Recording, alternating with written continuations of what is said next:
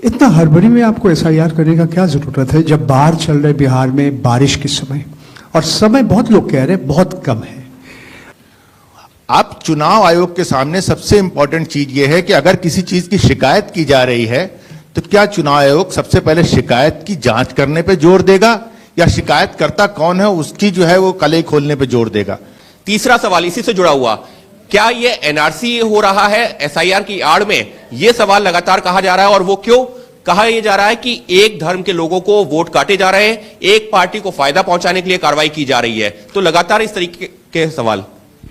Patience, इतना हड़बड़ी में आपको एसआईआर करने का क्या जरूरत है जब बाढ़ चल रहे बिहार में बारिश के समय, और समय बहुत लोग कह रहे हैं बहुत कम है। आपको सुप्रीम कोर्ट ने आदेश किया 14 तारीख के दिन, आपको मशीन रीडेबल जो 65 लाख लोग का नाम नहीं है तो आपको देना पड़ेगा। इससे पहले आपने क्यों नहीं दिया?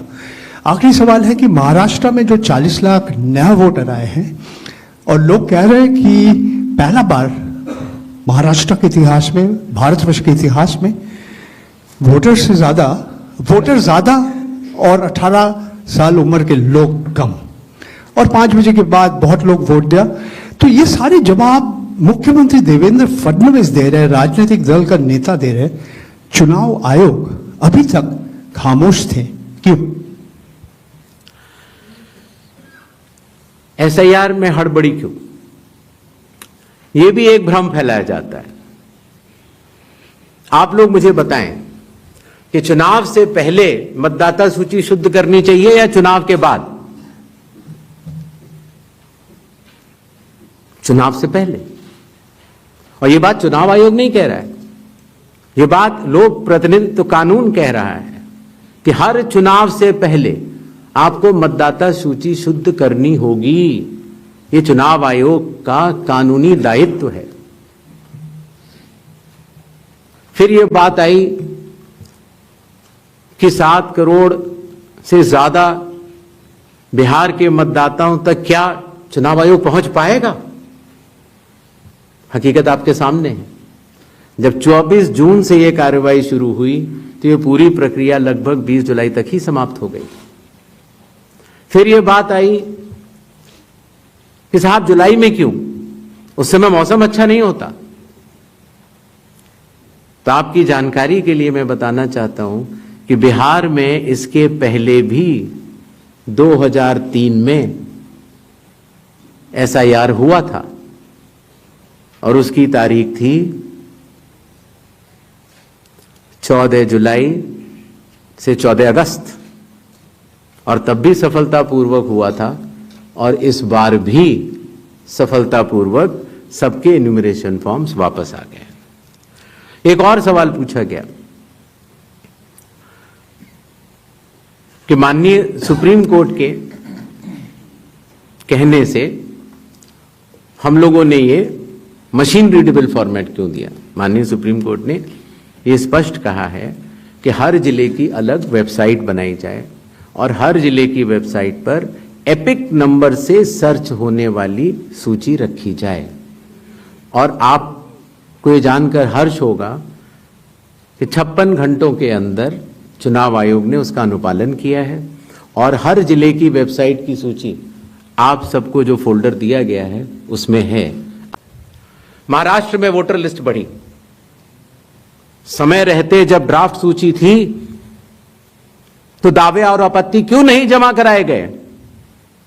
जब रिजल्ट निकल आया तब याद आया कि यह गलत था, और एक भी मतदाता का नाम सबूत सहित आज तक चीफ इलेक्टोरल ऑफिसर महाराष्ट्र को नहीं मिला। चुनाव हुए 8 महीने हो गए। महाराष्ट्र में क्यों नहीं उच्चतम न्यायालय में चुनावी याचिका दायर की गई? फिर एक बात यह कही गई कि आखिरी घंटे में इतना मतदान कैसे? चुनाव आयोग ने जवाब दिया था। मेरा नाम मुकेश कुमार सिंह है, मैं एक फ्रीलांस जर्नलिस्ट हूं। मैं आपसे जानना चाह रहा हूं कि इस बात का ग्रेडिंग कैसे की जाएगी कि जो अभी आपने उदाहरण देके बताया कि ईपीआईसी में एक आदमी नाम डुप्लीकेट करेगा, जब तक आपके पास कोई यूनिक फीचर नहीं होगा, जैसे आधार के मामले में बायोमेट्रिक्स एक यूनिक फीचर का काम करता है हर इंडिविजुअल के लिए ना, उसी तरीके से अगर आप ईपीआईसी से इसको नहीं जोड़ेंगे तो ये संभव ही नहीं है कि आप कभी जिंदगी में डुप्लीकेसी को चेक कर पाए, चाहे कितने एफर्ट्स कर लें। यहां आपको टेक्नोलॉजी की ही मदद लेनी पड़ेगी, मैनुअली ये ह्यूमनली पॉसिबल नहीं है। और इसी से जुड़ा हुआ सवाल ये भी है कि जब इस तरह की चीजें हमारे सामने आती हैं, यानी डुप्लीकेसी को चेक करने की, वही डुप्लीकेसी हमारे सामने जब वोटर लिस्ट में सामने आती है तो एक नया बखेड़ा खड़ा होता है।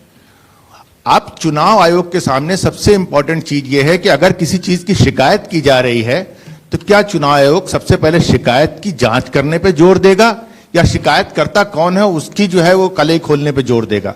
ये एक ऐसी सवाल, एक कॉन्स्टिट्यूशनल इंस्टीट्यूशन पे इस तरह का दाग भी लगना अपने आप में शर्मनाक है। यानी अगर उससे आप हमें बचाइए, इस देश को तो बचाइए, इस डेमोक्रेसी को बचाइए, हम आपसे ये उम्मीद करते हैं।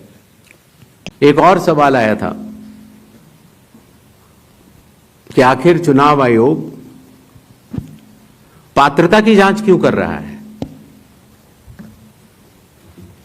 संविधान के अनुच्छेद 326 में हर मतदाता की पात्रता स्पष्ट रूप से लिखी गई है और वो पात्रता ये कहती है कि मतदाता सूची में नाम आने के लिए सिर्फ भारत के नागरिक और 18 वर्ष की आयु पूरे कर चुके व्यक्ति ही पात्र हैं। रेजिडेंसी लॉज भी हैं जो कि अलग कानून में बनते हैं, जो कि ऑर्डिनरी रेजिडेंट हैं, या कोई व्यक्ति जो संविधान या किसी कानून के अनुरूप उसको वर्जित किया गया है चुनाव लड़ने के लिए, उनका नाम नहीं आ सकता। तो आर्टिकल 326 जो कि चैप्टर इलेक्शंस के अंदर आता है, जो कि हम यहां पर आपके समक्ष बैठे चुनाव आयोग की एक संवैधानिक जिम्मेदारी है, हम उसको निभाने के लिए पात्रता की जांच कर रहे हैं। इस साल की शुरुआत में जब जो है असम्बली रिवीजन हो चुका था तो उसके बाद पिछले 6-7 महीनों में करीबन 22 लाख लोग मृत पाए गए, करीब 32 लाख शिफ्ट हो गए। तो ये आंकड़ा पिछले 6-7 महीने में 22 लाख लोग मर कैसे सकते हैं, ये सवाल उठाया जा रहा है। अगर असम्बली रिवीजन हुआ था और अब तक, तो ये आंकड़ा जो है क्यों इतना ज्यादा भिन्न, पहले ये सब क्यों नहीं हुआ। इसी के साथ में उसी से जुड़ा हुआ सवाल ये है, विपक्षी पार्टियां ये कह रही हैं इसका मतलब तो ये है 2024 का 1 साल पहले जो चुनाव हुआ था वो इसका मतलब जो तमाम आप 65 लाख का आंकड़ा अभी दे चुके हैं, हो सकता है ये आने वाले दिनों में और बढ़े, उन फर्जी मतदाताओं के साथ में हुआ था क्या चुनाव। ये तो सिर्फ बिहार की बात हो रही है, तो क्या इन फर्जी मतदाताओं के साथ में 2024 का चुनाव हुआ था।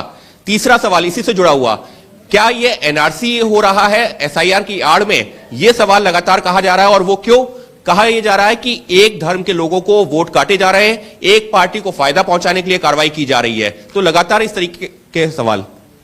6 महीनों में इतने मृत लोग कैसे पाए गए, शायद इसका जवाब मैं पहले दे चुका था कि पिछले 20 सालों से जब ये नॉर्मल रिवीजन होता है तो घर घर जाकर इन्यूमरेशन फॉर्म नहीं दिया जाता है। और शायद इसलिए कई बार जब घरों में किसी की मृत्यु हो जाती है तो वो इंफॉर्मेशन बीएलओ के पास कैसे आएगी। तो बीएलओ के पास अगर उस परिवारजनों ने न बताई तो बीएलओ के पास संभव नहीं होगा। इसीलिए 22 लाख मतदाता कोई 6 महीने में मरे हुए नहीं हैं। ये वो मृत मतदाता हैं जो लगभग पिछले 20 सालों में रिकॉर्ड करने से छूट गए और इन्यूमरेशन फॉर्म की वजह से ये सत्य सामने आ रहा है। एक बात जो मैं आपके माध्यम से भारत की जनता तक पहुंचाना चाहता हूं वो ये है कि मतदाता सूची एक विषय है और मतदान करना दूसरा विषय है। मतदाता सूची में किसी का नाम गलत आ सकता है, अगर बूथ लेवल ऑफिसर से गलती हुई हो या राजनीतिक दलों ने उस पर ध्यान न दिया हो, तो किसी भी व्यक्ति का नाम मतदाता सूची में गलत आ सकता है। शायद ही किसी भी मतदान केंद्र में उस लेवल का परफेक्शन एसआईआर से पहले न रहा हो जहां की इस तरह की त्रुटियां न रही हो। इसके 2 कारण हैं।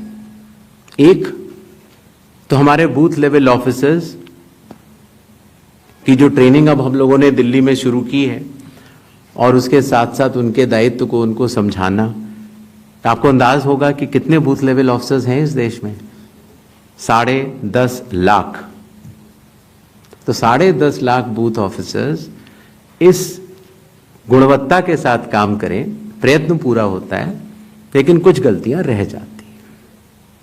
अब वो गलतियां सुधारी कैसे जाएं? तो उन गलतियों को सुधारने के लिए ही